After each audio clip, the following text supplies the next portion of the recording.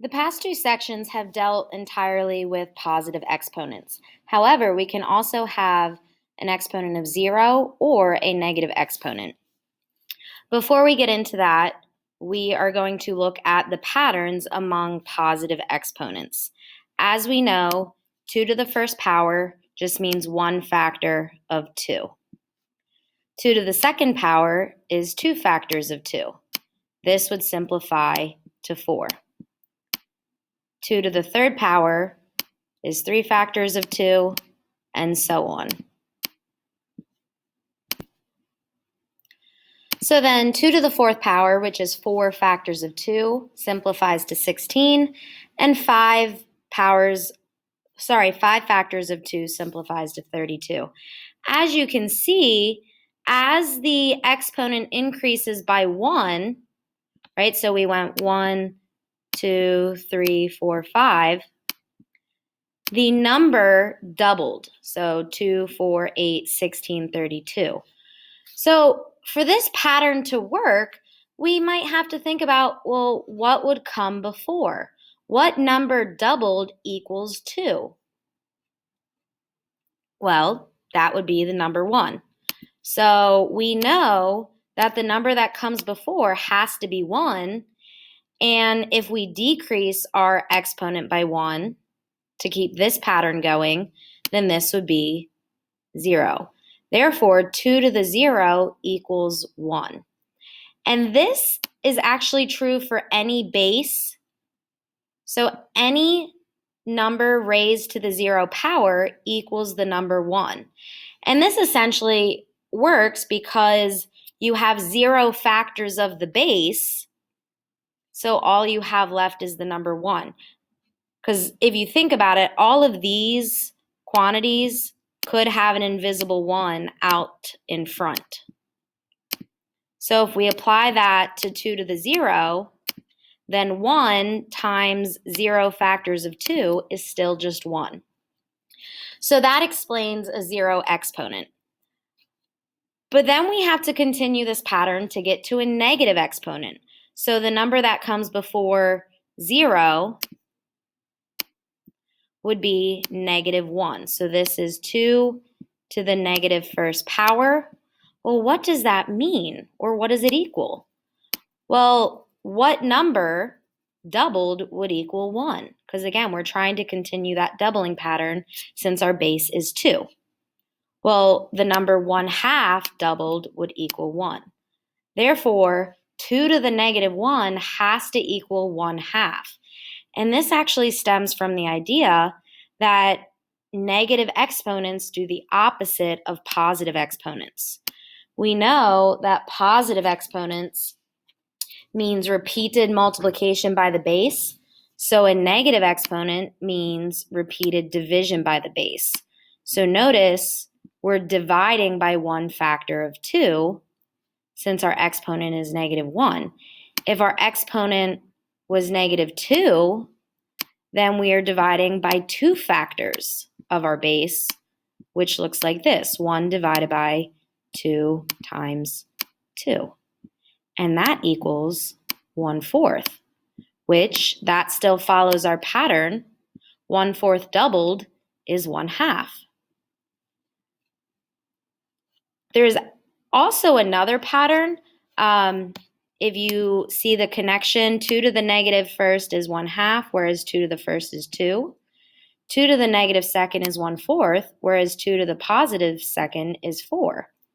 So if 2 to the third is 8, then 2 to the negative third is 1/8, because you were dividing by 3 factors of 2. And 2 to the negative 4 is 1/16.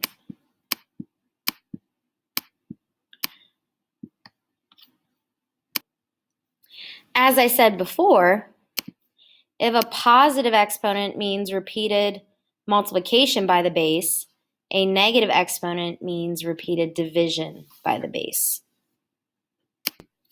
So in our next section, we want to rewrite each quantity using positive exponents only. So this exponent of -3 simply means we're dividing by 3 factors of 2, aka our base.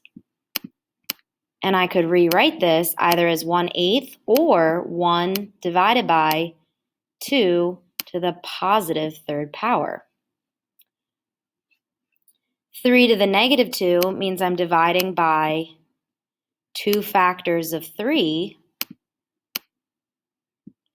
and I could rewrite that as either 1/9 or 1 divided by 3 to the second power. X to the -5 means I'm dividing by 5 factors of x.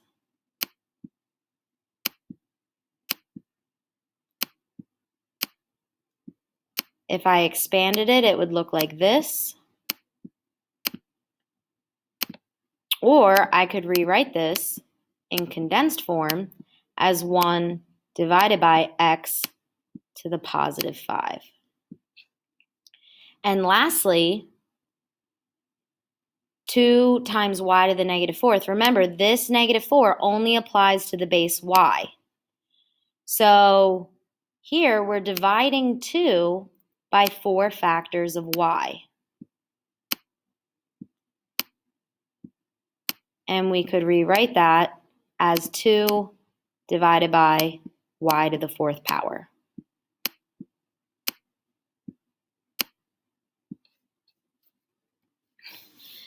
These next few might seem complicated, but all we're doing is rewriting any base with a negative exponent so that it's a positive exponent. So in this first one, the only thing we have to change is this y to the -3rd.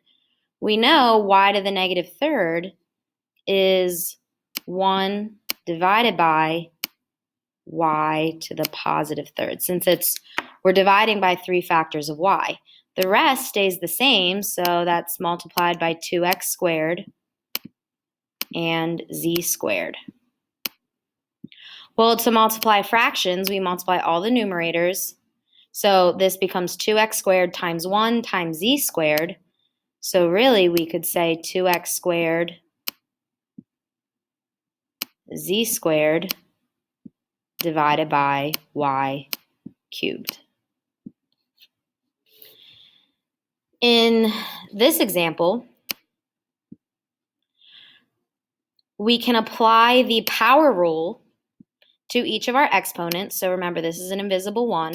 So this becomes 3 to the second power, x to the -6, since -3 times 2 is -6, and y to the 0, since 0 times 2 is still 0. So at this point, 3 squared is 9, x to the -6 is 1 over x to the positive 6, and y to the 0 is simply just 1. So if I multiply my numerators, 9 times 1 times 1 is 9, and my denominator is simply just x to the 6th. In this top right example, notice we must change this term and this one, since they have negative exponents. So we've got 1/4 times 1 divided by 2 factors of a times b to the 5th times 1 divided by 3 factors of c. So multiplying all my numerators, 1 times b to the 5th times 1 is just b to the 5th. And then multiplying my denominators, 4 times a squared times c cubed, we just rewrite it like this. And that's it. Now, in this last one, notice we can apply the product rule. So our like base of m, well, first we can multiply 2 times 3, so that's 6. And then m becomes 4 plus -3. Remember, since we've got 4 factors of m, and then what's really happening is we're dividing by 3 factors of m, and 4 plus -3 is just 1, so this becomes 6 times m to the first power. And then our base of n, this is n to the first, times n to the -5th. So that's n to the first plus -5. Well, that simplifies to n to the -4th power. So I've still got a negative exponent, but I know that this can be rewritten as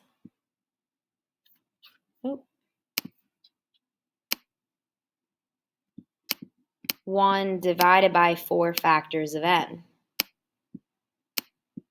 So if I want to simplify this even further, then 6m times 1 is just 6m divided by n to the 4th.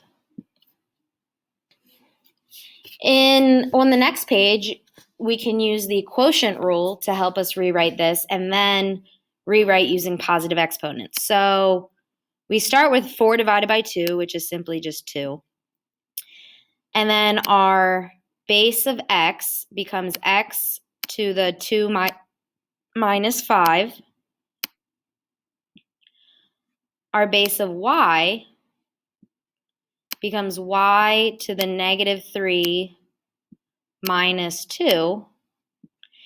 And notice I don't have a base of z up top. So I could think of this as 2 ways. I could think of this as z to the 0, since I have 0 factors of x. Or I can just recognize that the z to the 4th stays in my denominator. So simplifying this further, I get 2 times x to the -3, y to the -5, divided by z to the 4th. Well, x to the -3rd is just 1 divided by 3 factors of x.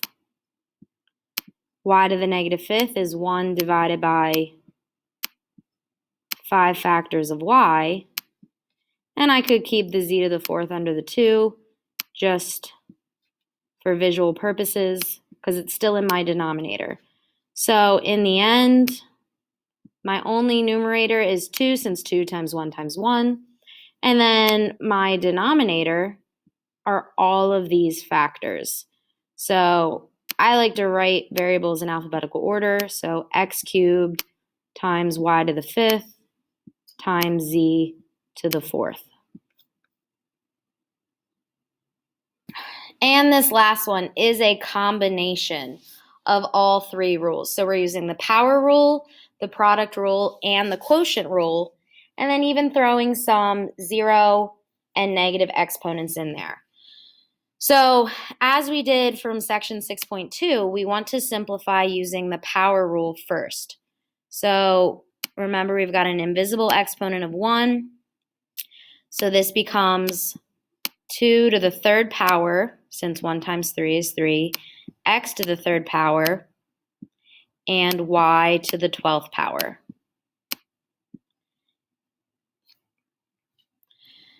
And just rewriting everything else that was already there.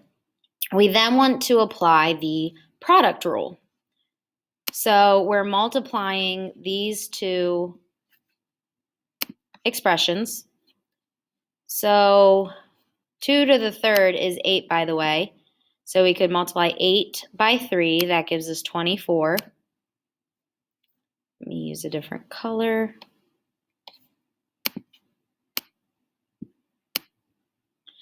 We have a base of x, so x to the 3rd times x to the -3rd. So that becomes x to the 3 plus -3. And we have y to the 12th times y to the 2nd, so that's 12 plus 2.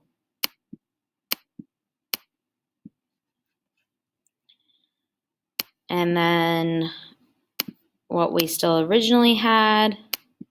Now we can go ahead and simplify the top or the numerator before we use the quotient rule.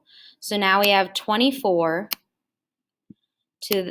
times x to the 0 power, since 3 plus negative 3 is 0, and y to the 14th power.